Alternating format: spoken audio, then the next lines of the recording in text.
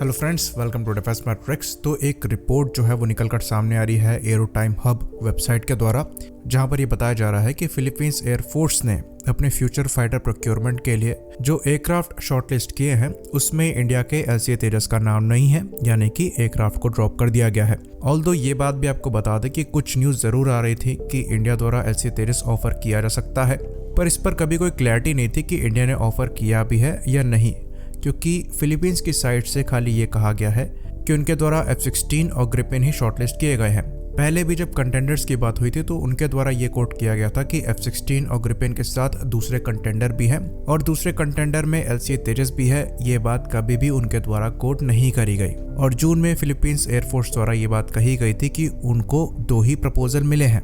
हालांकि ये बात भी है कि इसी साल मई में HAL और फिलीपीन एरोस्पेस डेवलपमेंट कॉर्पोरेशन के बीच में एक मेमोरेंडम ऑफ अंडरस्टैंडिंग साइन हुआ था, जिसके अंतर्गत ये माना जा रहा था कि हो सकता है फिलीपींस को इंडिया द्वारा LCA, LCH और LUH जैसे प्लेटफॉर्म जो हैं वो प्रोवाइड कराए जा सकते हैं। और रही बात फिलीपींस एयरफोर्स के F-16 और ग्रिपेन के शॉर्टलिस्ट किए जाने की, तो ये बात बहुत पहले से चल रही है। साथ ही साथ US स्टेट डिपार्टमेंट ने जून में ही potential foreign military sales package के अंतर्गत करीबन 12 F-16 ब्लॉक 70-72 की सेल को अप्रूव किया था करीबन $2.43 बिलियन की कीमत पर, जिसके लिए कहा जा रहा था कि ये फिलीपींस के लिए ही है। बाद में यहाँ पर ये बात निकल कर सामने आई कि ये फिलीपींस के लिए काफ़ी एक्सपेंसिव पड़ रहा है, तो उनका प्रेफरेंस जो है वो ग्रिपेन हो सकता है। तेजस की बात कहें तो तेजस के यहाँ पर इन्वॉल्व होने के खाली रूमर्स ही थे, ऑफिशियली ये बात कहीं से भी सामने नहीं आई है और ये चीज़ सेंस भी नहीं बनाती है, क्योंकि अगर आप F-16 और ग्रिपेन को देखें तो उसकी कैटेगरी से LCA तेजस बिल्कुल डिफरेंट है। LCA तेजस FA-50 की कैटेगरी में आता है, जो कि पहले से ही फिलीपींस एयरफोर्स की सर्विस में है। ये बिल्कुल उसी तरीके से हो गया जिस तरीके से MiG-35 जो है वो मलेशिया के LCA यानी कि लाइट कॉम्बैट एयरक्राफ्ट के प्रोग्राम में पार्टिसिपेट कर रहा था। यानी कि कैटेगरी ही फेल हो जा रही है, तो यहाँ पर एयरक्राफ्ट के बाहर होने में कोई सरप्राइज नहीं होना चाहिए। यहाँ पर अगर तेजस मार्क 2 डेवलप हुआ होता और वो ऑफर किया गया होता तो बात अलग थी।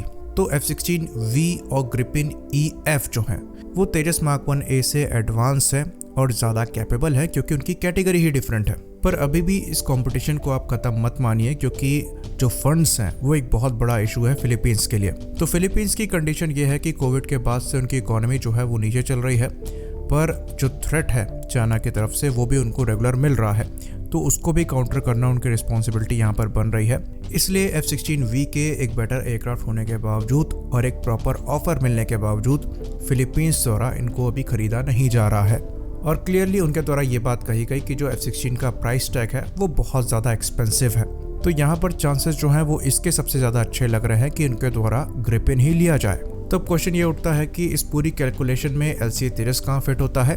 तो LCA तेजस कहीं भी फिट नहीं होता है। एक हाइपोथेटिकल सिचुएशन में जहाँ पर फिलीपींस को मजबूरी में पैसे की तंगी की वजह से अपने रिक्वायरमेंट से थोड़ा नीचे आना पड़े, तब वो LCA तेजस को कंसीडर कर सकते हैं, क्योंकि ग्रिपेन E और F भी कोई बहुत सस्ता एयरक्राफ्ट नहीं है।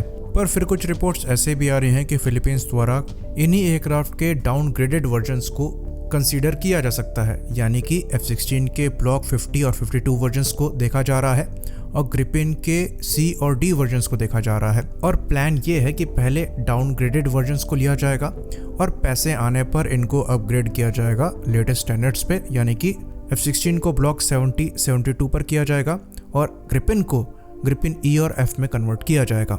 तो ये भी एक डिसेंट स्ट्रेटजी है, पर प्रॉब्लम ये है कि इस तरीके से आपको ये एयरक्राफ्ट और महंगे पड़ने वाले हैं ओवरऑल, क्योंकि आप पहले पुराने वर्जन्स के लिए पे करेंगे जब लेटेस्ट अपग्रेड जो है वो अवेलेबल है, उसके बाद में उन्हें फिर अपग्रेड करेंगे, तो ओवरऑल जो प्राइस है वो आपको ज़्यादा ही मिलेगा लेटेस्ट वर्जन के एयरक्राफ्ट के कंपैरिजन में। और अगर आप इन पुराने वर्जन से आजकल के इलेक्ट्रॉनिक वॉरफेयर एनवायरनमेंट में इन एयरक्राफ्ट को यूज़ करना चाहते हैं तो ये कहीं से भी समझदारी नहीं है, क्योंकि इलेक्ट्रॉनिक वॉरफेयर के मामले में जो चाइनीज़ एयरक्राफ्ट हैं वो काफ़ी ज़्यादा आगे निकल चुके हैं, तो उनको आप इस प्लेटफॉर्म से काउंटर नहीं कर सकते।